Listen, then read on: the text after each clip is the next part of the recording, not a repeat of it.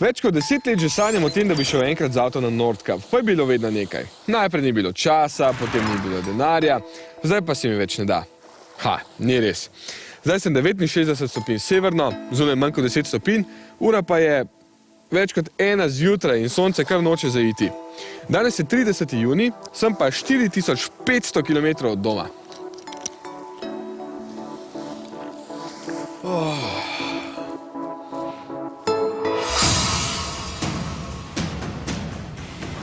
Takšne poti pa seveda niso kar tako, potrebne so priprave in najprej ključni del – vozilo. Amarok se je enkrat že izkazal na poti v Afriko in se bo moral še enkrat na poti na mrzli sever Evrope. Po servisu pa se je začelo najbolj mukotrpno delo, ki ga pozna večina moških – zlaganje prtljage. In če sem mislil, da bo šlo vse kot po maslu, ni.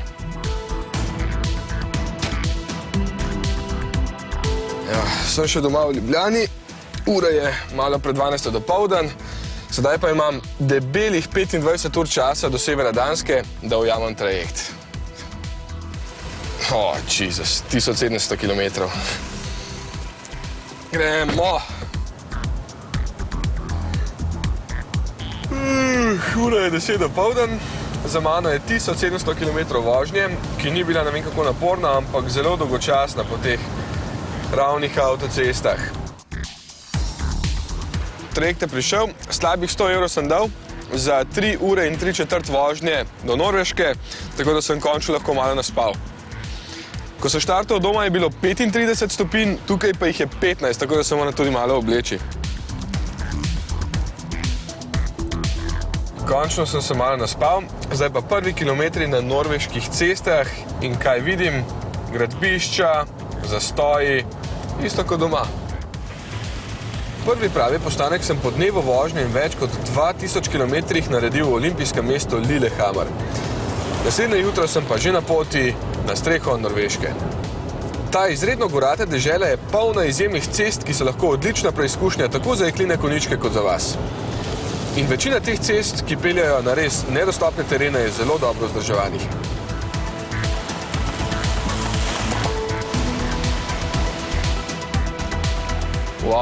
Šele na pol poti do Nordkapa sem po kilometrih, pa me je že čisto očarala srednja Norveška svoja narava. Zdaj sem v kraju Spiterstulen, ki se tako imenuje zaradi tistega strmo padajočega slapa, sicer pa je to nacionalni park Jotunheimen. Sredi junija na 1100 metrih nadmorske višine je tukaj še praktično zima. Zdaj pa jest. Še prej pa si moram postaviti bajto. In za tiste, ki nimamo ravno poslanske plače, je na Norveškem tole najboljša rešitev. Ti ste skoraj večji od Amaroka. Morda niste vedeli, na Norveškem lahko kampirate kjerkoli, razen tule, kjer je nacionalni park. Do sem sem se pripeljal in plačal 50 kron, potem pa še 50 kron za šotor. To je nekje 14 evrov. In ker bi se rad dobro naspal, imam s sabo posteljo.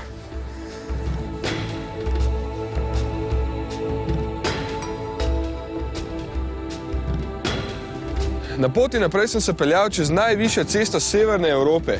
In tukaj je tudi konec junija še vedno zimska idila. Scena je pa nepopisna, neverjetna. Jezera, ledeniki, sneg, mraz.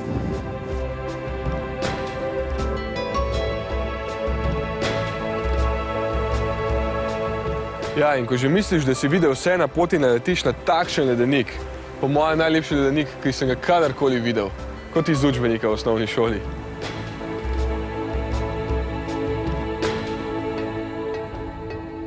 Po neskončnih fjordih, ki si zaradi svoje lepote zaslužijo že vsaj en teden vašega časa, so me naslednji dan čakali špageti in spanje v kraju Åndalsnes. Današnje jutro pa morda največja poslastica zame na tem tripu. Tole.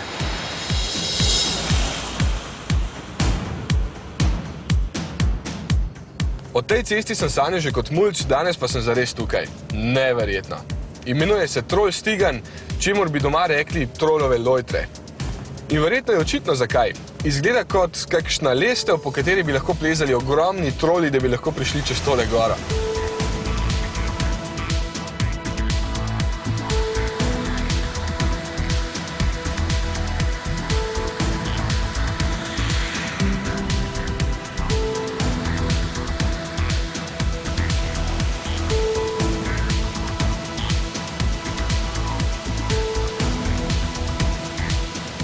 Vzpon je dolg 6 km, višinske razlike je samo kakšnih 600 metrov, razgled je pa neverjeten. Navdušujejo slapovi, cesta pa je pozimi seveda zaprta. 8 let so jo gradili, stara pa je že skoraj 80 let, pa pogledajte, v kakšno stanje je še vedno. In zato prihajajo sem tudi trume počasnih turistov, ki jemljajo voznikom užitek. Zato pridete sem zjutraj ali pa po noči, vse je vedno svetlo.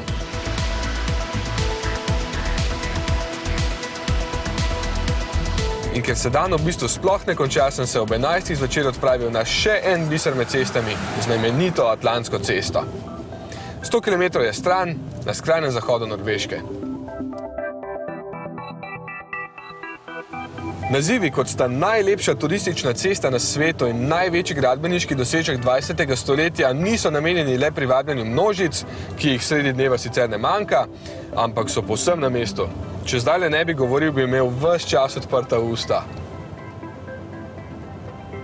8 noro oblikovanih mostov povezuje 17 točkov.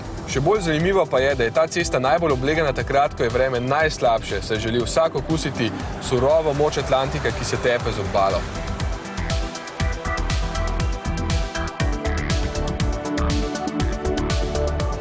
Po enem tednu sem se končno tudi obril, zdaj pa pot nadaljujem na sever z umestnim postankom na Lofotih.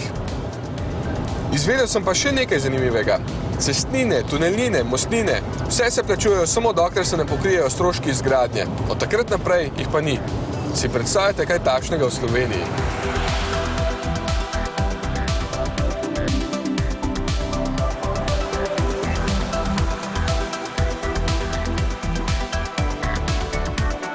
Tako, ravno sem prečkal polarni krog in šel po dokazilo, ki ne boste verjeli, je zastonj. Postavil sem svojega trola, ki je ravno tako obveza tukaj, sicer pa se pot zelo vleče. Tukaj je razlog, zakaj. Komaj sem ujel v zadnjem mestu na trajektu, vreme se je pričelo slabšati in prvi pogled na Lofote ni bil prav nič vabljiv.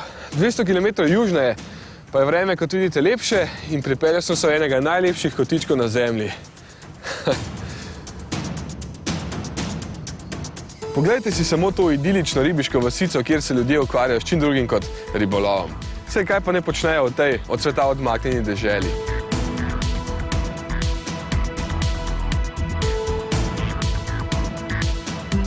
Tukaj sušijo polinovke, tukaj imajo glave, ki fino smrdijo okrog in gredo v nos marsikateremu turistu.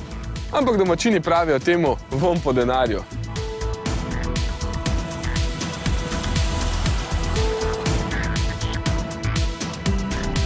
Seveda sem se odpeljal tudi na skrajni jug Lofotov, kjer se nahaja tale vasica O. Res se imenuje samo O in ima tako najkrajše ime na svetu.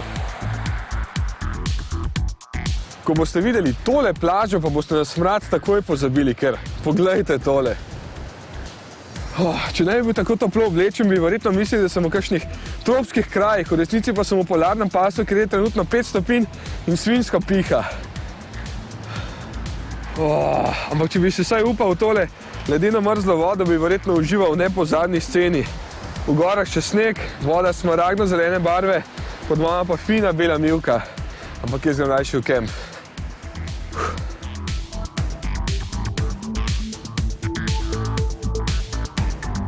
In kot da to še ne bi bilo dovolj, je tukaj še izjemna cesta. Že samo zaradi nje se splača priti sem. Mene pa je že pošteno premrazilo.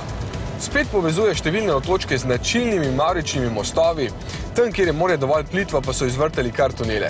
Ampak tukaj je seveda narava tista, ki osupne.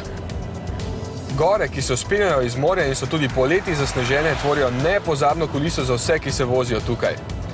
In barve izgledajo kot v kakšni videoigri ali po obdelavi v Photoshopu, ko je vse nastavljeno na pretiravanje. Ja, res je nepozabno. Kar težko grem naprej na sever, ampak služba je služba.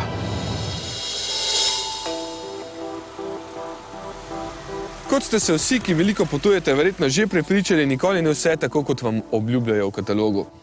Lofoti imajo noro pokrajino, o tem ni dvoma, ampak da boste ujeli takšno vreme, kot je na fotografijah, morate imeti zelo veliko sreče.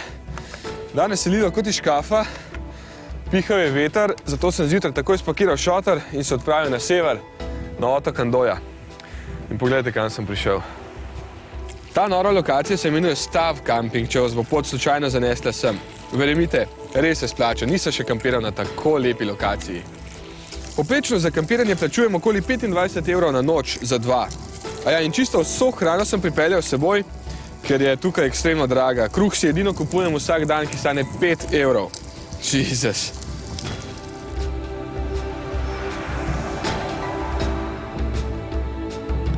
Če vam bo ostalo nekaj denarja in vam ne bo težko dati 120 €, pa morate enkrat v življenju videti kite. In to je najbolje v tem mestu Andenes. Danes po noči je sicer deževalo, zdaj pa je zelo lepo vreme in upam, da bom videl tudi jaz kakšnega. Očala imam s sabo, če ga ne bom, mi pa vrnejo denar.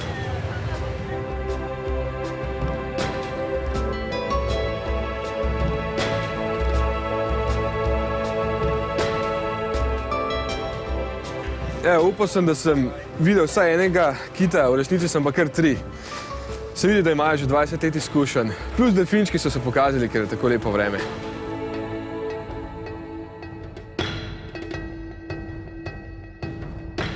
Za vse, ki vas bolj zanimajo ptice, pa je tukaj kar 40 000 glava kolonija pafinov. Nad njimi že krožijo orli, ki samo čakajo, koga bodo pojedli, sicer pa na ta prekrasen otok človek ne sme. Če boste želeli blizu, tako kot jaz, pa boste morali plačati 50 €.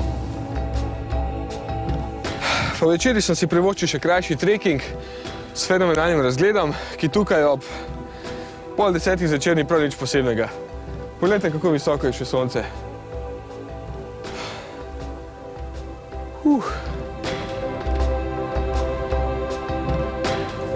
Pokrajina se med vožnjo na sever opazno spreminja. Postaja vse bolj prostrana, gozdna meja se spušča, naletite pa na novo zanimivost – severne jelene. Ob cesti jih je vse polno, tako da upam, da ne bom kakšnega zbil. Pa ne samo na cesti, takole so me po noči obiskali tudi v kempu v Hammerfestu, kjer sem zdaj. In sem se pripeljal samo zato, ker pravijo, da je to najbolj severno mesto na svetu. V resnici pa je čisto brez veze, ker je vse povezano samo z naftno industrijo. Zdaj pa sem že zelo nestrpen, ker grem končno na moj cilj, Nordkap. In kolikor sem tukaj spraševal, kakšno bo tam vreme, so mi vsi odgovorili, da tega nihče ne more napovedati. Še Deni ne.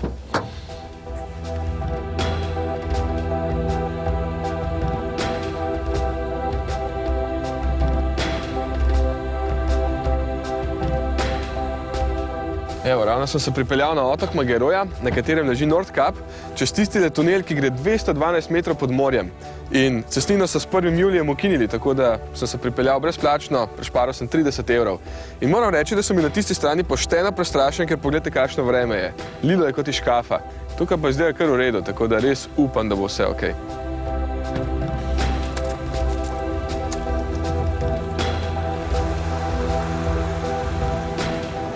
Tam je čisto temno. Se mi zdi, da mi oblaki kar dihajo za vrati, ki spet malo rosi. Ampak do Nordkapa imam samo še nekaj kilometrov, tako da upam, da bo zdržalo.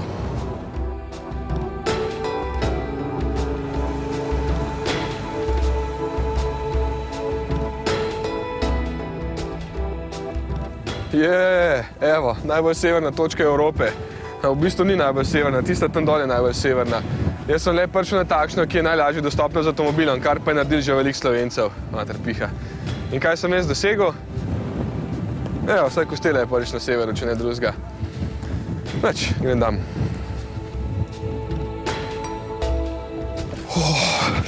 Mater. Tole pa bilo 100 metrov, pa me je čist premočil. Zdaj pa kar lepo kam, domov.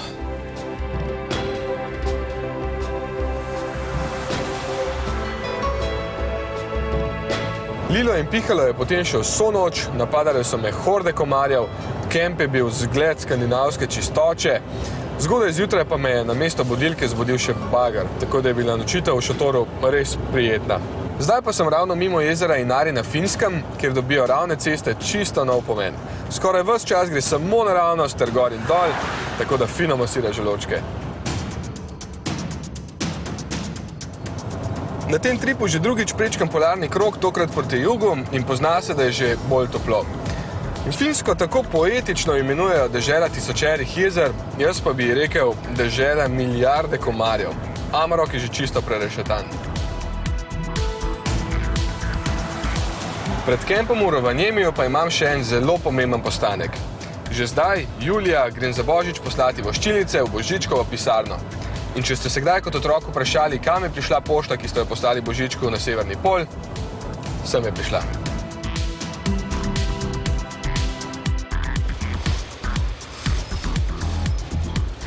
€600, 2200. Okay. Tukaj na Finskem prav prijetno sije sonce in se mi sploh ne da domov, pa me pač čaka služba. Naredil sem hiter izračun stroškov in ugotovil, da sem do zdaj za pot zapravil približno €2200. Do doma imam še 3000 km, kar bo še nadaljnjih €600, tako da bo vse skupaj stalo približno €2800 za 2 osebi, da si malo predstavljate. Amarok je poprečno porabil točno 8 litrov na 100 km, jaz pa v 14 dneh približno 40 litrov kostele. Seveda morate imeti za takšno pot tudi primerno opremo za kampiranje, ki sem jo dobil od Iglu Športa, Dorme je poskrbel za udobno spanje, kostele, da nisem bil žejen, Garmin pa, da se nisem izgubil. Super je bilo, če pozabim na veter in dež, ampak danes je doma, čakaj, datum je 4. julij, 35 stopinj in je tole kar okej.